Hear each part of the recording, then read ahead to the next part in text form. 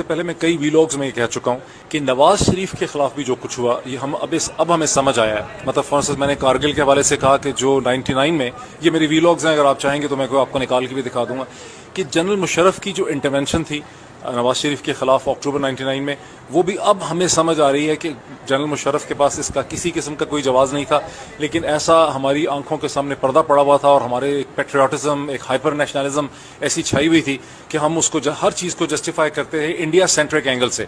हमने पाकिस्तान की सियासत को इंडिया के से देखा या हाइपर नेशनलिज्म के लेंस से देखा। अब हमें पता चला कि यहाँ पे इश्यूज जो हैं वो शायद कुछ और ही हैं।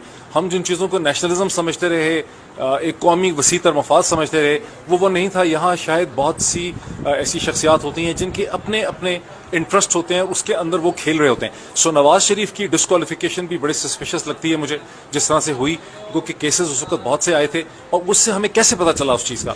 हमें इस तरह से पता चला कि 1000 पेजेस के जो 10 वॉल्यूम थे, 10 वॉल्यूम 1000 पेजेस के, वो इस बदनसीब ने पढ़े, अपने घर में रखे हुए थे, अभी मैंने फेंक दिए।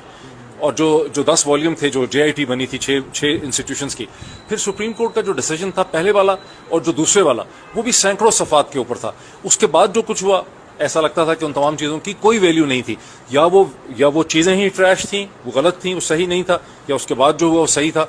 तो हमने आपने जो विक्ट्री साइन बनाए वो आप समझते हैं गलत था? मैं समझता हूँ कि हम मिसलेड थे।